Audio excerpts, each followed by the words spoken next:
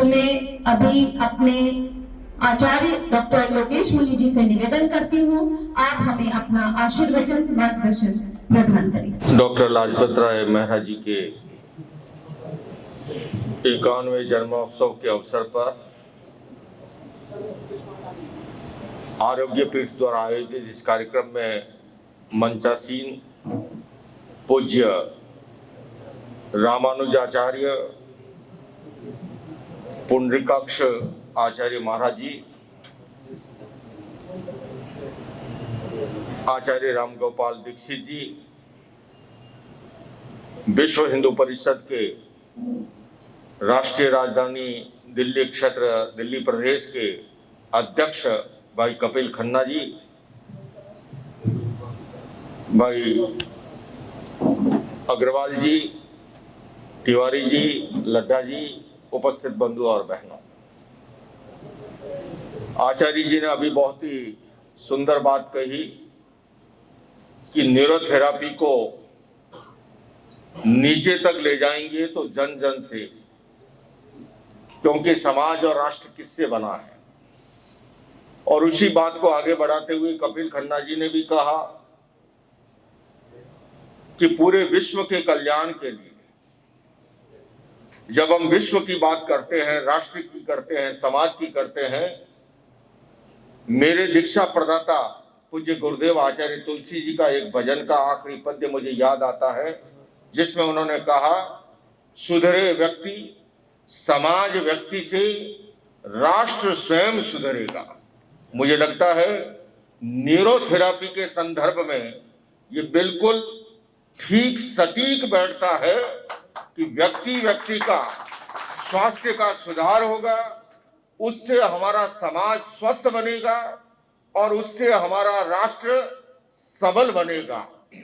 और जब भारत जैसा देश, समाज स्वस्थ और राष्ट्र सबल हो तो निश्चित रूप से विश्व का कल्याण भी उसके अंदर निहित है, जैसा अभी भाई कपिल खन्ना जी ने कहा।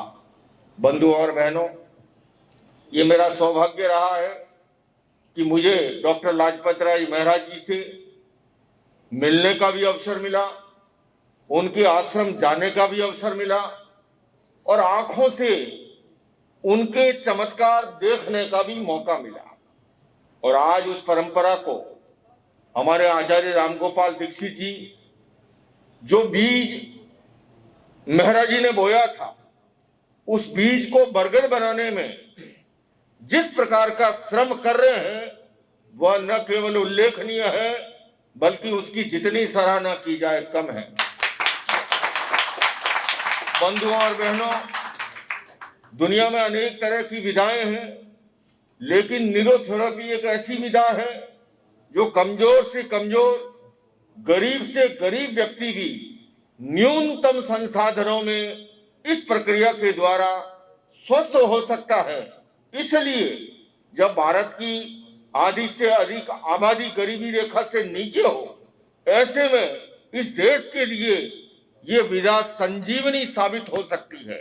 और आप उस सभी विधा के अंदर पारंगत होकर के जो सेवा कर रहे हैं, न केवल आजीविका के लिए, आजीविका के साथ साथ, क्योंकि दो तत्व है, एक है आजीविका, दूसरा है जीवन।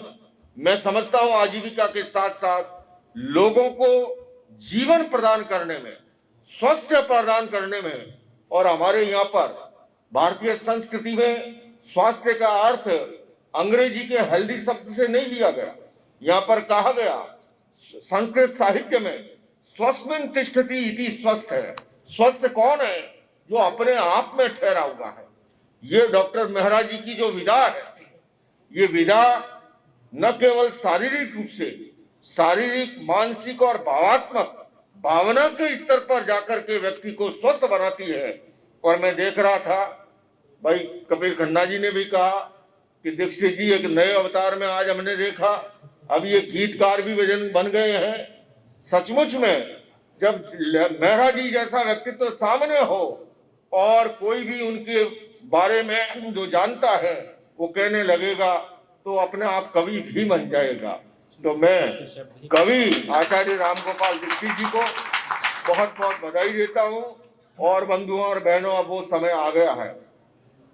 ये समय भारत के लिए, ये आगामी 25 वर्ष जो है वो स्वर्णिम कालखंड है भारत देश के लिए।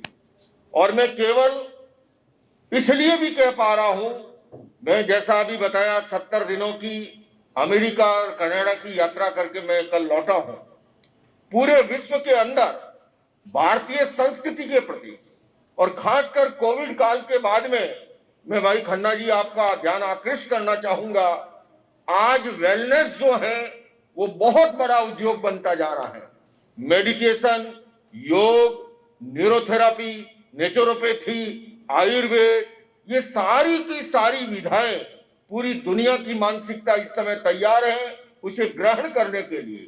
और इसलिए हम लोगों का और अधिक दायित्व बन जाता है कि अब हम भारत को एक विश्व के अंदर पुनः एक अलग प्रतिष्ठा प्रदान करने में, हमारे देश के माननीय प्रधानमंत्री जी ने जब से उन्होंने कार्यभार संभाला है, मैं निश्चित रूप से कह सकता हूं, मैं सन 2007 से बराबर विदेश यात्राएं करता हूं।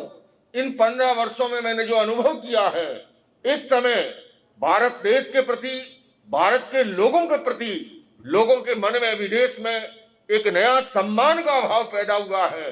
ये अपने आप में हमारे लिए गौरव का विषय है।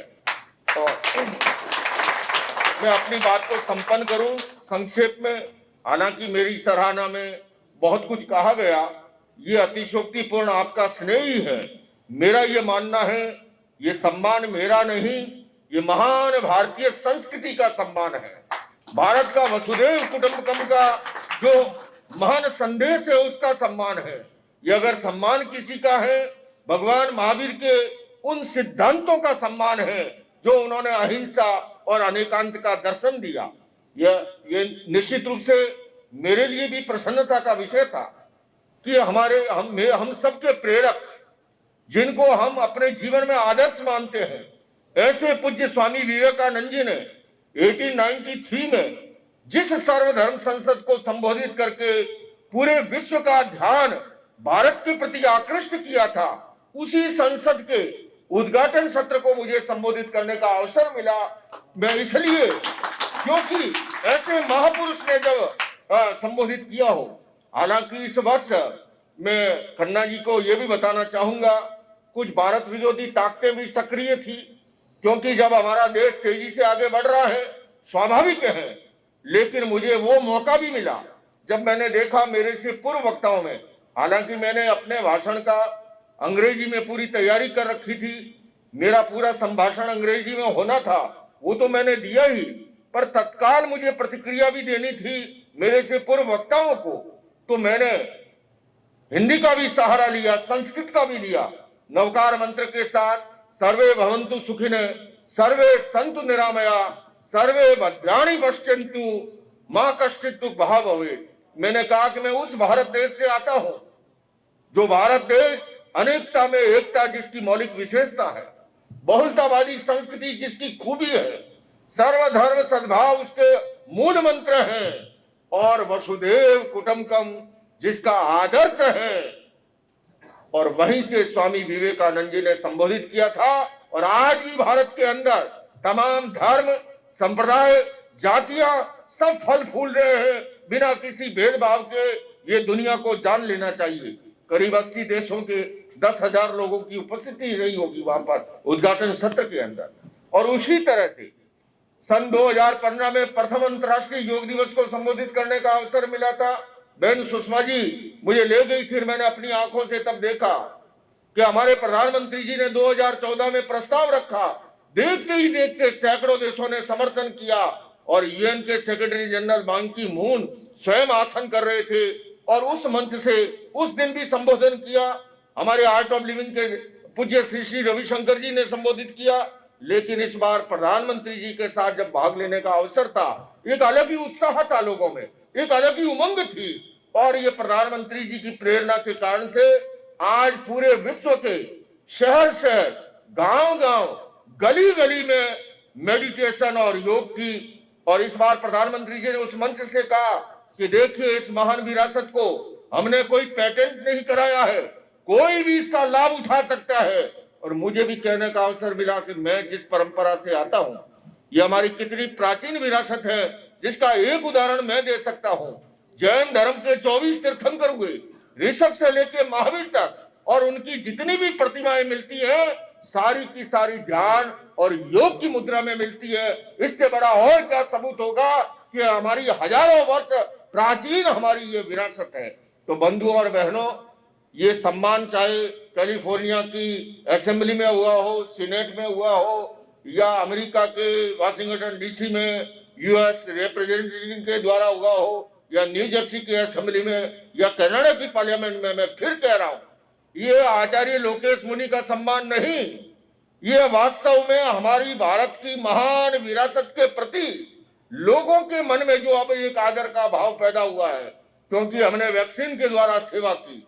G20 का हमारा जो आदर्श घोष है वसुधैव कुटुंबकम का, बंधुओं और बहनों, आपको मैं इसलिए ये बात बता रहा हूं, अब वो समय आ गया है हमारी महान विरासत को आगे ले जाने के लिए आपको राम गोपाल दीक्षित जी के मार्गदर्शन के अंदर एकजुट होकर के इसके लिए प्राण प्रण से लगना होगा, और उससे बड़ा श्रद्धा जली कोई हो नहीं सकती।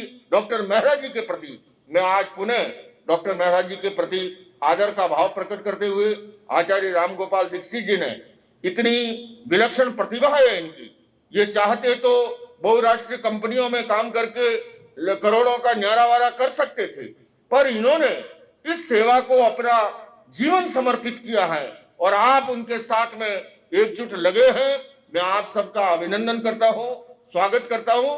आइए बंधुओं, हम अपने जीवन काल के अंदर भारत देश को गौरवशाली बनाने के लिए, भारत देश का यश गौरव बढ़ाने के लिए अपने आप को इस यज्ञ के अंदर समर्पित करें। इन आने वाले 25 वर्षों के लिए संकल्पबद्ध हो जाएं। इन्हीं शब्दों के साथ पुनः आपने मेरे प्रति जो भी स्नेह और आदर का भाव प्रकट किया है, मैं निश्चित रूप से इससे और अधिक कर्तव्य बोध का एहसास करता हूँ। हालांकि एक संत सम्मान और तिरस्कार से परे होता है, पर निश्चित रूप से जब समाज कोई विश्वास करता है तो हमारी और अधिक जवाबदारी बढ़ जाती है। पुनः आप सबके प्रति बहुत बहुत प्रणाम। ओम नमः। न्यूरोथेरेपी का कंप्लीट कोर्स सीखने के लिए जुड़िए हमारे ऑनलाइन ट्रेनिंग प्रोग्राम से और जानिए करीब 100 बीमारियों का इलाज बिना दवा और बिना मशीन के। इस न्यूरोथेरेपी ऑनलाइन ट्रेनिंग प्रोग्राम से आप घर बैठे बन सकते हैं गवर्नमेंट सर्टिफाइड न्यूरोथेरेपिस्ट। रजिस्ट्रेशन के लिए नीचे दिए गए नंबर पर अभी कॉल करें। और हाँ, हमारे वीडियो को लाइक करना, शेयर करना और चैनल को सब्सक्राइब करना बिल्कुल भी ना भूलें। धन्यवाद।